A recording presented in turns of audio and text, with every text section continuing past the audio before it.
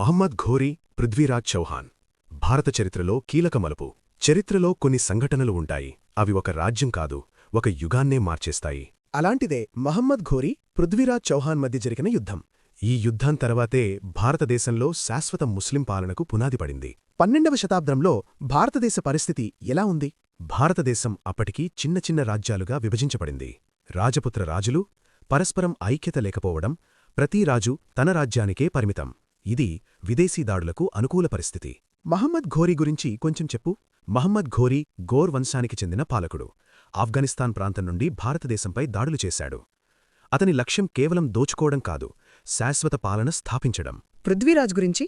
పృథ్వీరాజ్ చౌహాన్ అజ్మేర్, ఢిల్లీ ప్రాంతాల రాజు. రాజపుతులలో శక్తివంతుడైన నాయకుడు. ధైర్యం, యుద్ధ నైపుణ్యం ఉన్నా రాజకీయ చతురతలో కొంత లోపముంది. మొదటి తరైన్ యుద్ధం ఎలా జరిగింది?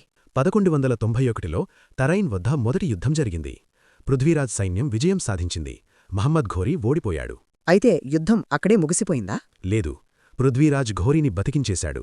ఇదే చరిత్రలో పెద్ద తప్పిదంగా మారింది. తర్వాత ఏం జరిగింది? మహమ్మద్ ఘోరీ తిరిగి వచ్చాడు, ఈసారి పూర్తిగా సిద్ధమై. ఎలా? క్రొత్త యుద్ధ వ్యూహాలు, మెరుగైన గుర్రపు సైన్యం, రాత్రిదాడులు ఇవన్నీ రాజపుత్రులకి కొత్తవి. ఫలితం? పృథ్వీరాజ్ రెండవ తరైన్ యుద్ధం 1192 ఓడిపోయాడు. అతన్ని బంధించారు. ఈ యుద్ధంతో భారత చరిత్రలో కొత్త యుగం ప్రారంభమైంది. ఈ యుద్ధం ప్రభావం ఏమిటి? చాలా ముఖ్యమైనవి. ఢిల్లీ సుల్తానేట్కు పునాది పడింది. ముస్లిం పాలన భారతదేశంలో స్థిరపడింది. రాజపుత శక్తి క్షీణించింది. భారత రాజకీయ దృశ్యం మారిపోయింది. పృథ్వీరాజ్ ఎందుకు ఓడిపోయాడు?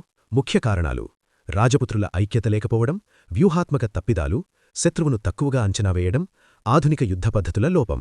పరీక్షల దృష్ట్యా ముఖ్యాంశాలు: మొదటి తరైన్ యుద్ధం 1191, రెండవ తరైన్ యుద్ధం 1192, ఘోరీ విజయం, ఢిల్లీ సుల్తానేట్ ఆరంభం, రాజపుత్ర రాజకీయ పతనం.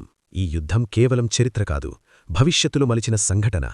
చరిత్ర తెలుసుకుంటే భవిష్యత్తు అర్థమవుతుంది. మన వీడియోలు నచ్చితే లెట్స్ లెర్న్ ఛానల్ని సబ్స్క్రైబ్ చేయండి. రాబోయే పరీక్షలకి సిద్ధంకండి.